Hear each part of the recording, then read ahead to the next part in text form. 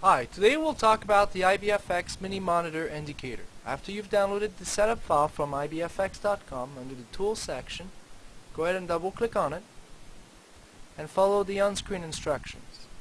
First screen you'll get is the welcome message. Just click on Next, read the user license agreement and then select I accept and click on Next. Select your installation path. By default it should be C Program Files Interbank FX Trader 4 and click on Install. Then click on Finish and start your MetaTrader 4 platform.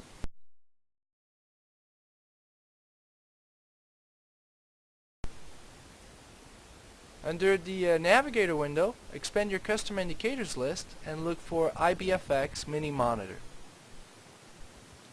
From there, simply drag and drop it on top of your chart. Right now we get the inputs window, but we'll skip that and we'll get back to it later. I'll just click on OK. And as you can see on the top right corner of my chart, I have some labels, and on the y-axis you can see the different time frames. H4 is for 4 hour, H1 is a 1 hour chart, M30 is a 30-minute chart, M15 is a 15-minute chart, M5 is a 5-minute chart, M1 is a 1-minute chart. And then on the x-axis at the bottom, you can see the different systems that we're looking at. We're looking at a basic MACD system, a basic awesome oscillator system, a basic RSI system, and then a basic stochastic system. Now if I look at the MACD, it's telling me that on a 4-hour chart I just got a buy signal. On a 1-hour chart I got a buy signal as well. On a 30-minute chart I got a sell signal. On a 15-minute chart I got a sell signal. I got no signals on the 5-minute chart, and I have a buy signal on the 1-minute chart. Now all those systems are not related to each other. You need to look at them separately, and you also need to look at the time frames that match your trading style. If you're a long-term trader, you're going to look at the 4-hour and 1-hour signals. You don't really care about what happens in the 5-minute and 1-minute periodicity. If you're a shorter-term trader, then obviously you're not going to really be interested in the information provided on the long term. So really you need to decide which time frames you're interested in. Now, how is this useful? Well, if I'm about to place let's say a short order on Euro USD 1 hour right now, and let's assume I'm a long-term trader and I stay in a trade a few days. Well, if I look at the 4-hour chart and the 1-hour chart on the MACD and awesome oscillator, it looks like the longer term signal is long. So maybe I'm not going to place that short order right now. Or if I decide to place that short order based on the M30 and 15 minutes, I'll just know that this is just a small retracement and that I should keep a small profit target and a small stop loss, and keep a very tight leash on that trade, and that it's not going to last very long. Now what do I mean by standard systems? Well, let's have a look at the indicators.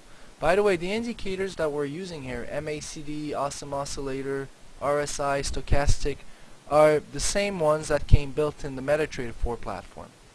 So I'll just drag and drop the MACD indicator on top of my chart, and I'm going to click on OK. Now here I'm talking about the regular MACD, not the MACD traditional, which by the way are the same indicator, they're just not represented the same way. So here, to get a buy signal, I need the MACD histogram to be below 0, but I also need it to be above the signal line. So right here I would get a buy signal.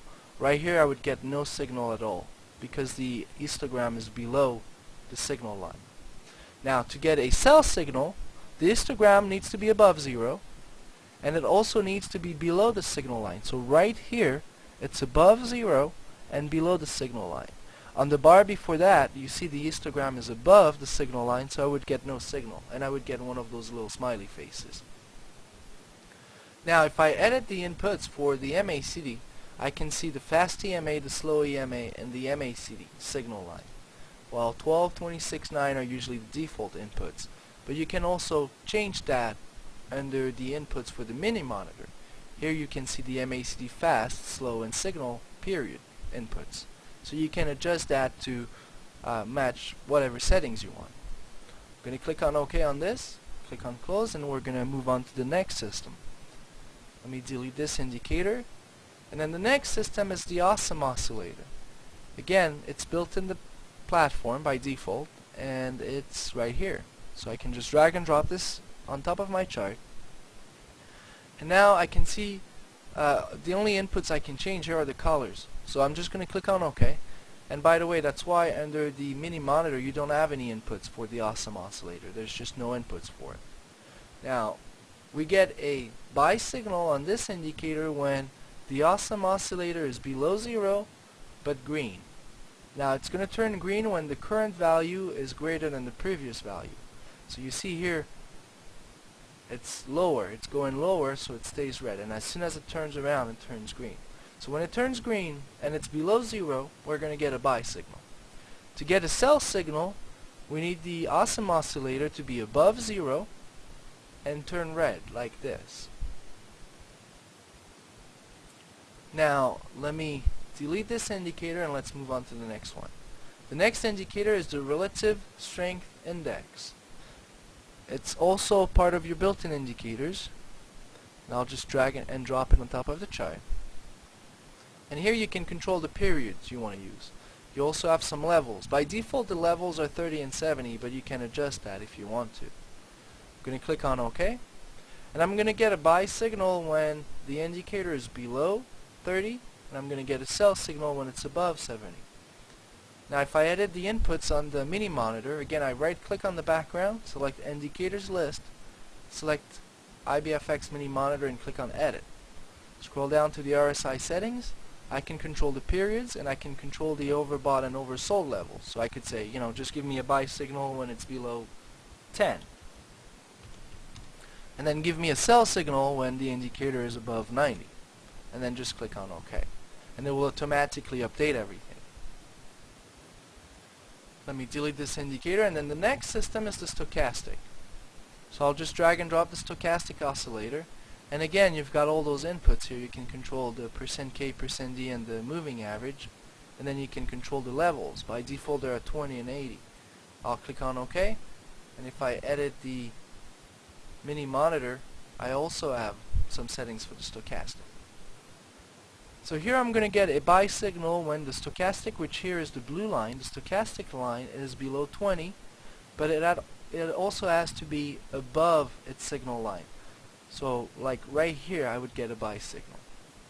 To get a sell signal, the blue line, the stochastic line, has to be above 80, which right here for example, but it also has to be below its signal line.